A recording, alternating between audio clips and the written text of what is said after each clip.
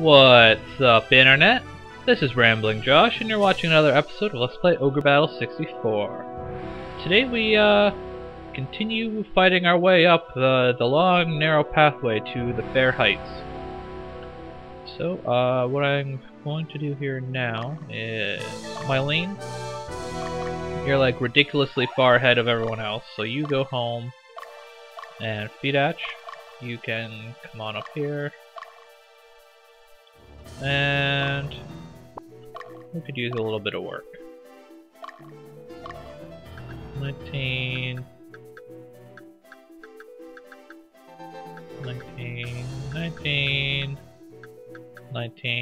21, 18, and Magnus is 21, 20-ish. Okay.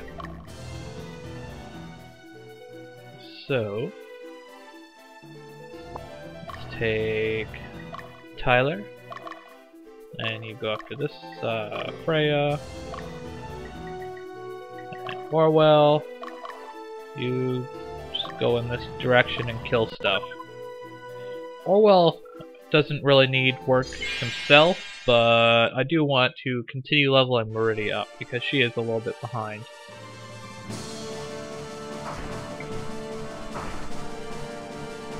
She just kind of came that way. No!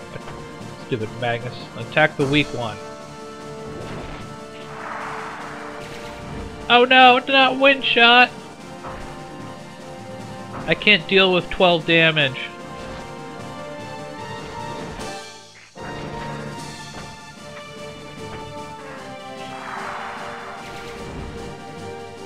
And my Dianas were able to kill that paladin all on their own and still have another round of attacks left over.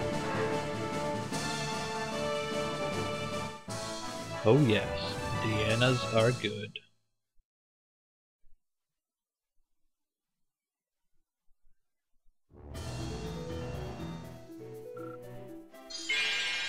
Go! Kill him. Make him dead.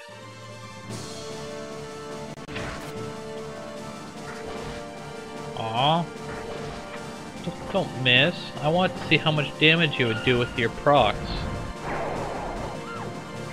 I guess the one big downside to adding Meridia into this unit, instead of keeping the old Archmage I had, is that it kind of reduces the unit unity, or whatever the phrase is that this unit had before, because like the other Archmage and Orwell were like used to working together, so Meridia and Orwell aren't going to get the same amount of combo attacks as the two Archmages did, at least until they've had some time to work together. Which is just another reason to keep using them together.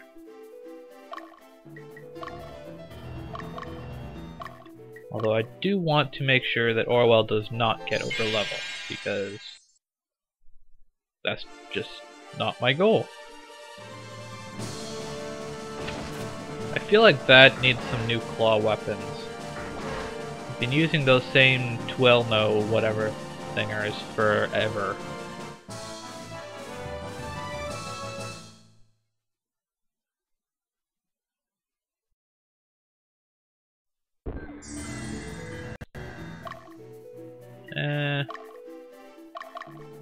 Okay, go back to base.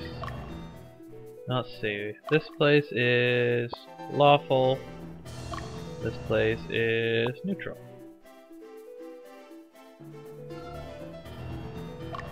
So let's have Katrina. You go up over here. Saradin. You start pushing up here. And Margaret, you kind of work your way up this way, but kind of skirt the edge a little bit.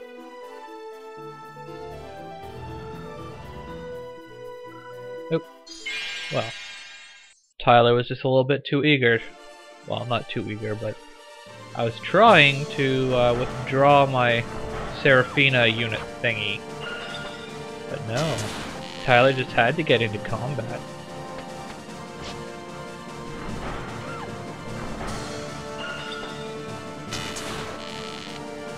Ouch.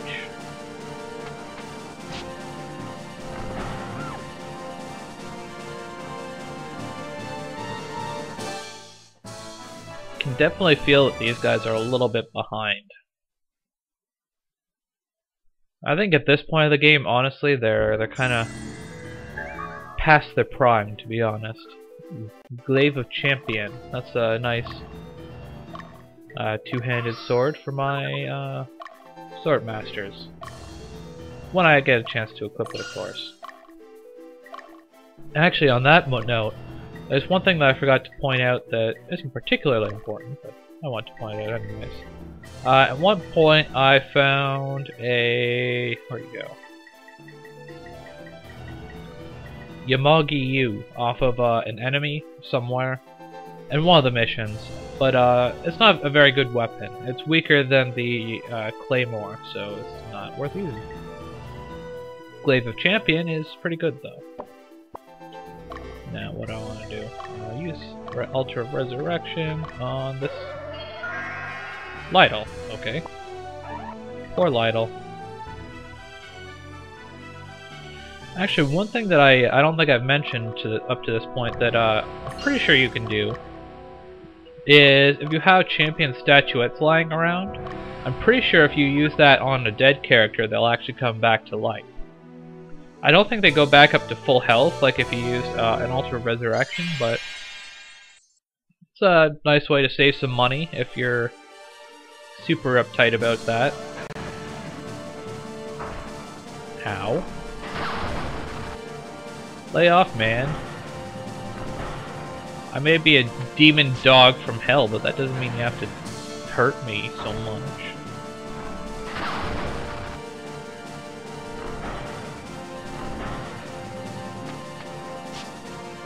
And down goes the worm. And I wasn't quite able to take out that guy, but that's okay. Next time, Raven.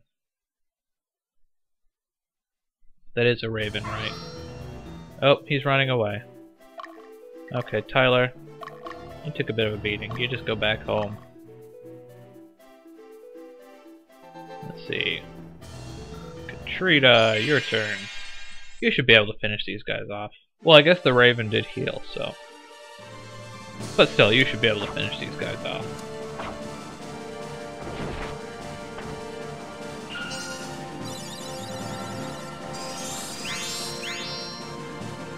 Oh no, my guys took a small amount of damage. I definitely can't heal it all in... Yeah.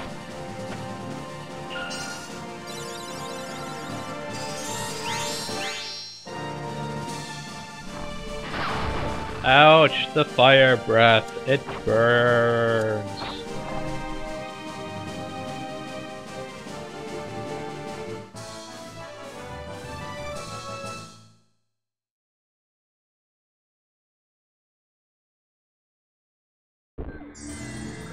And Cerdan's turn. Let's see if this Dragon Master actually has... Oh. Well, that's an odd formation. 3 Dragon Masters. Not that having more than one of them... It's like there's absolutely no point to having more than one of them, but yeah.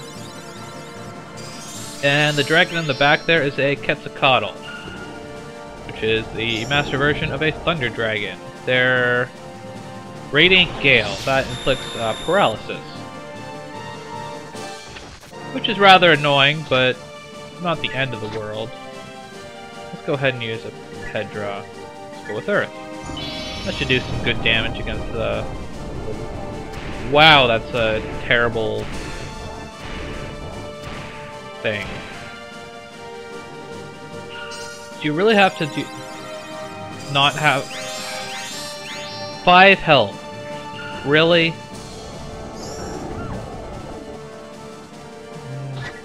My Ninja Master does get 1 extra attack. Maybe I can attack weakest and... Well, unless he gets paralyzed. Aha! We're good. Well done. You were actually useful for once.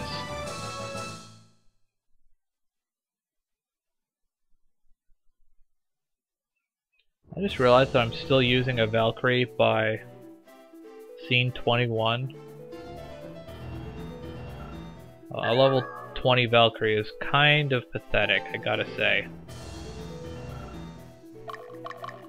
Okay, well, let's have Margaret run over here and finish them off.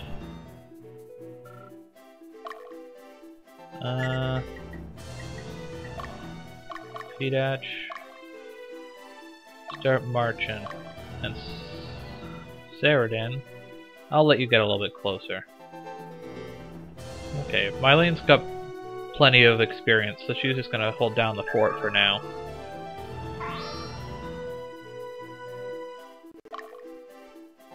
Okay, Saradin, you just camp out. My duty is to kill all those who stand against me. Yay for Black Knights in the back row. Also yay for 82 damage crits.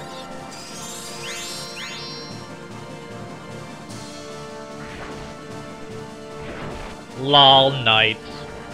This unit is pretty terrible. It's kind of funny because it's one of those units that at first glance is a little bit intimidating just because there's 3 Black Knights in it, but like then you realize that there are 2 Black Knights in the back row and there's also 2 Knights in scene 21. And one of those Knights is even in the back row. I was considering using a Pedra there just because I really don't want them to heal. But I guess they're not really worth it. We're ready to attack!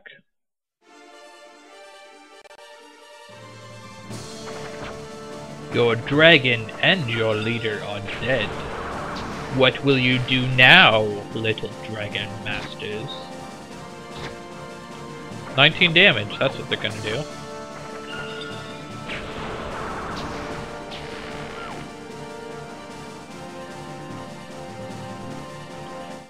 You know, in retrospect, I should probably, like, preemptively change up my formation for this unit based on who I'm fighting, because if it's just people in the corners, then 40 damage isn't so good. So, for example, I'm referring to the way, like, AoE magic hits, like, in a cross pattern. So, like, what I'm gonna do here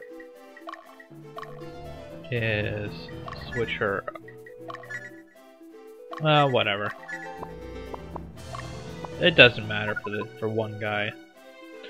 But like, if you're doing 3-way combo magic, like I've mentioned previously in a previous episode, that the majority of the damage will hit in a cross pattern across the middle, whereas the 4 corners only take like half damage. So if you're fighting someone in a corner here, you're much better off to do like 3 individual attacks rather than a big combo spell. So yeah, that's just something to keep in mind. Crown of Intellect.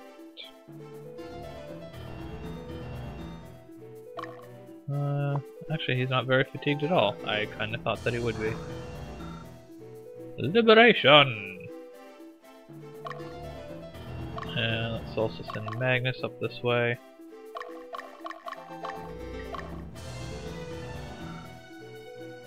Nice long rest. No, it's just a small legion, so I'm not too worried about it. Let's send Tyler over here. Yeah, I guess there's no way to actually get around the river on that side of it.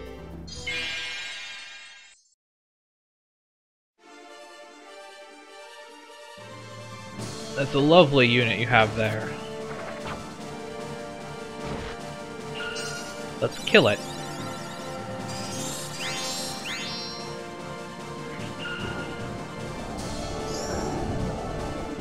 I love it when Saradin's magic gets resisted. It's not like Saradin's damage is like 80% of my output for this unit. That's an exaggeration, but still. Oh right, I'm set to attack weakest on this unit, aren't I?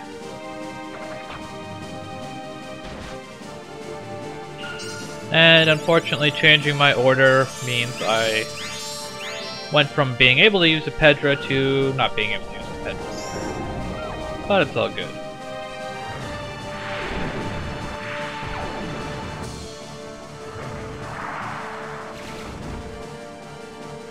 Now I could use the Pedra again if I really wanted to, but I don't.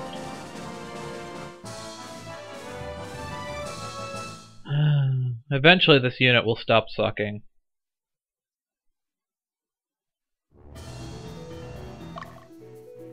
Let's actually stay put for a moment, Sarah. Wait for some backup. Let's see what this Enchanter unit has going for it. Couple golems. Go for it, Fidach.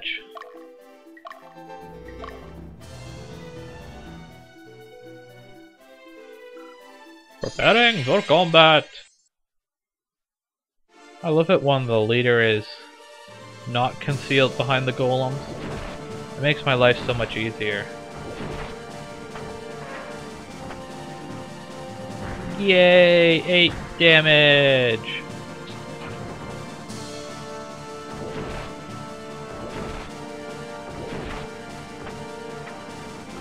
Well, they'll die eventually, I guess.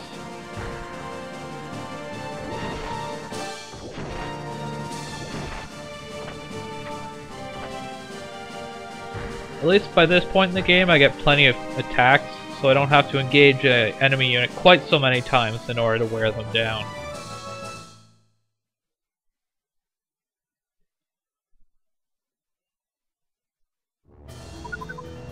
Now let's have Fidach stay put,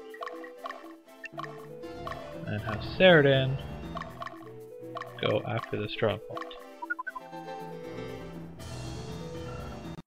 I cannot hold back my power! And especially when facing a unit with 3 soldier reserves.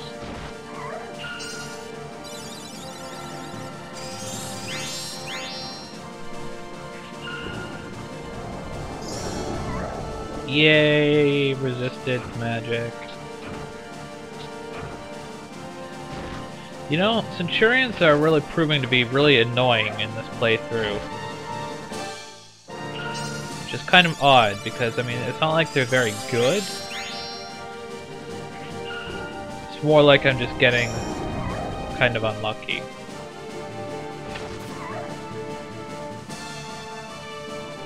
And I managed to not kill anything. But at least I won the battle and knocked him off of the stronghold. So I can take that. And I will leave it here for today on Let's Play Ogre Battle 64. Catch you later!